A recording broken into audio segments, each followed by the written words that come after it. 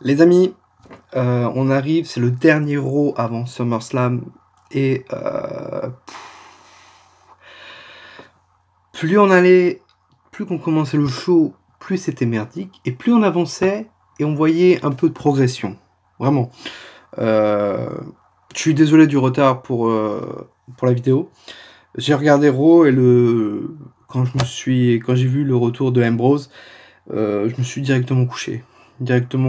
Parce que bon, déjà je l'ai pas vu en direct malheureusement, parce que voilà, c'est peut-être les vacances, mais je travaille, voilà, il faut bien que je gagne un peu ma vie.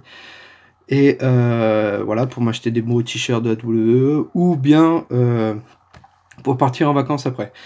Donc, comme je disais, juste on regarde le show tout au début et tu compatis, tu dis waouh, même SummerSlam, même à SummerSlam qui arrive, c'est pourri ce qu'on voit.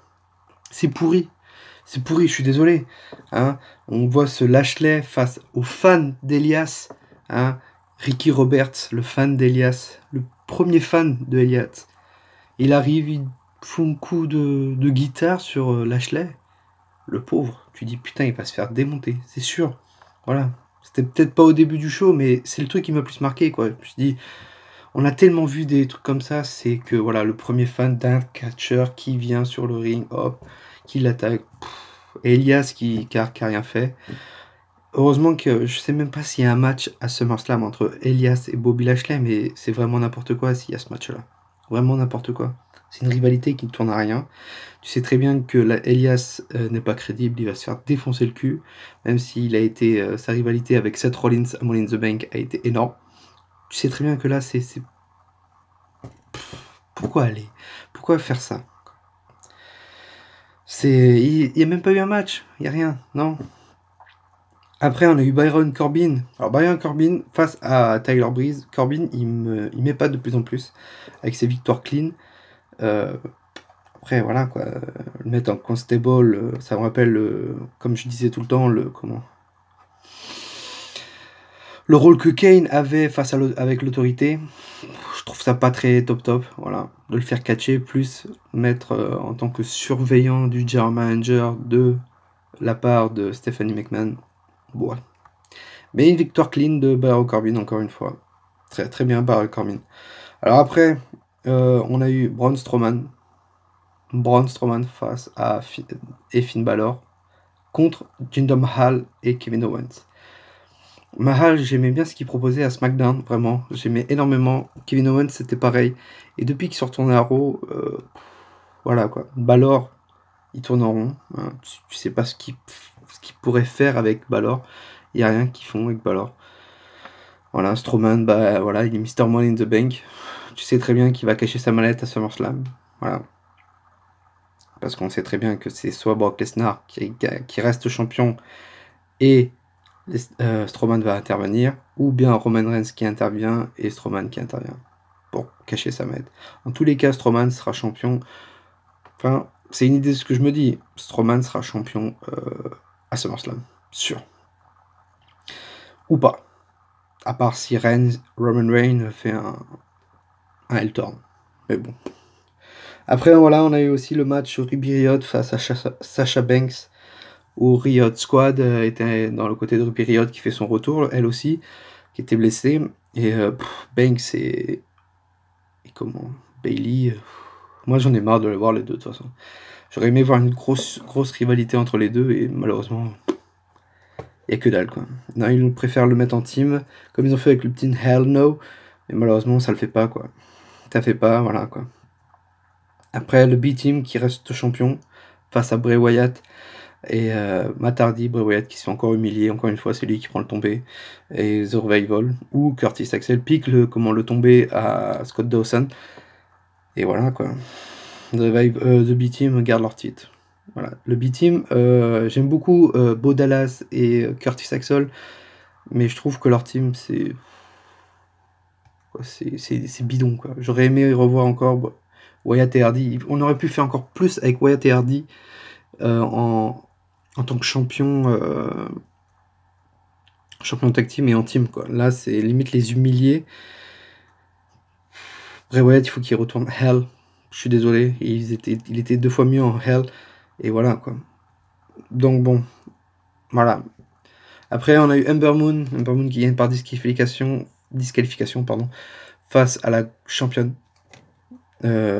Alicia Fox. Ah, j'ai un trou de mémoire par Alexa Bliss, pardon. Alexa Bliss, voilà, Alicia Fox qui intervient, qui attaque Ember Moon, qui lui met un big boot, et voilà, et Ronda Rousey qui arrive, hop, et qui fait le ménage. Et ce qu'il faut, après, voilà, Ronda Rousey intervient, la sécurité se met devant Ronda Rousey les balaye tous. Elle veut attaquer Alicia Fox, mais celle-ci arrive à s'échapper comme Alexa Bliss. J'espère juste que Ronda Rousey sera championne à SummerSlam. C'est tout. Ça peut remonter un peu la division féminine, parce que Alexa Bliss, voilà quoi. Ensuite, on a eu le match Mojo Rawley avec les Author of Pain. Alors les Author of Pain, ils détruisaient tous sur leur passage à NXT, parce que je regarde beaucoup NXT. Et là, tu les vois perdre face à Bobby Roode et Titus Worldwide. Voilà, je comprends pas ce qu'ils vont faire. De toute façon, je vais faire une vidéo pour le SummerSlam, pour me donner mes pronostics, mes matchs et ce que j'aimerais voir au SummerSlam, qui sortira samedi, je pense. Et samedi, de toute façon, on va regarder... je ferai une vidéo pour le match, pour le pay-per-view d'NXT, NXT TakeOver. Et voilà, quoi. Mais voilà, encore une défaite des Author of Pain. Je trouve ça dommage, vraiment très dommage.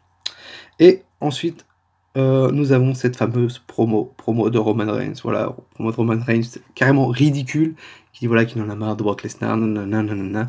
Les personnes, les fans de WWE, bah carrément, ils le huent, ils s'en bat les couilles de Reigns, ils s'en bat les couilles de Roman Reigns. Ils le huent à mort et tout. Et Paul Heyman qui intervient. Voilà, Paul Heyman intervient. On dirait qu'il y a les changements de rôle.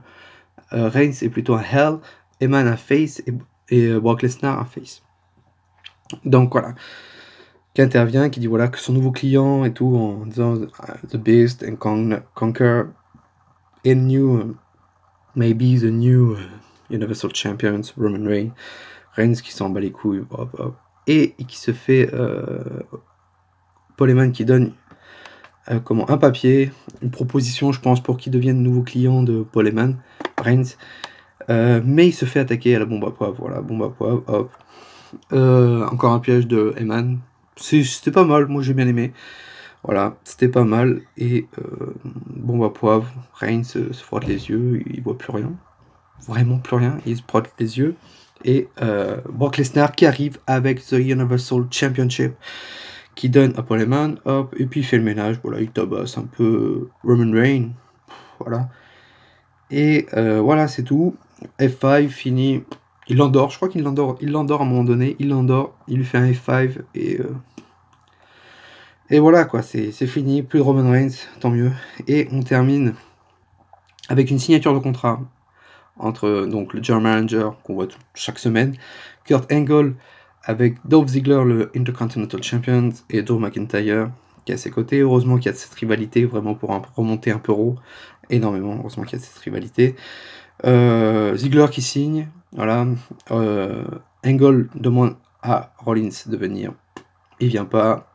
Ziggler demande que ce match soit forfait, enfin qu'il soit forfait et que ce match n'ait pas lieu. Malheureusement, on entend Burning Down. Ouais, on entend Burning Down. Rollins qui intervient et dit voilà, depuis quelques mois, vous êtes à 2 contre 1 contre moi, nanana. À SummerSlam, il y aura une personne à mes côtés. Voilà. Et une personne qui est lunatique. Et là, tout le monde. Ouah, Dean Ambrose de retour. The Lunatic French est là. Voilà. Avec un nouveau look. Alors, nouveau look, nouvelle attitude, vraiment un peu énervé. Un hell, quoi, on dirait. Je pense qu'il va se passer un truc à SummerSlam. J'expliquerai dans ma vidéo mes pronostics pour SummerSlam. Mais je pense que attendez-vous à avoir un hell turn de Dean Ambrose bientôt. Vraiment, vraiment. Et voilà, donc ce show se termine avec Dean Ambrose qui récupère le contrat qu'il donne à Seth Rollins pour qu'il signe. Et voilà. C'est un show raw bof. Hein. Heureusement qu'il y a la fin qui est un peu pas mal. Mais sinon ça casse pas ça casse pas les pieds, hein. Je préférais le Raw où il y avait Brock Lesnar qui était de retour que celui-là. Voilà, il y a Dean Ambrose de retour, ça sauve un peu, mais sinon, c'est pas vraiment un Raw qui restera dans les annales. Va falloir que Raw se bouge le cul parce que SmackDown devient de plus en plus meilleur. Hein, vraiment. Que ça soit au niveau des matchs, que ça soit au niveau des histoires, que ce soit au niveau du booking. Raw est complètement bidon. Hein, ils font des rivalités comme Elias et Lashley. Voilà. Strowman et Owens. Mahal et Balor. On s'en bat les couilles. On s'en bat les couilles, vraiment. Donc voilà. Nous, on se retrouve pour la prochaine vidéo. Donc pour SmackDown que je vais faire. Je vais regarder SmackDown, je vais le faire voilà, dans les jours à venir et ça sera fait. Voilà, on se retrouve. Donc voilà, sur ce, passez une bonne journée. Hein, et nous, on se retrouve très très vite hein, parce que ça va enchaîner SummerSlam. Attention, NXT TakeOver, SmackDown. Voilà, allez, sur ce, et Team Undisputed Era.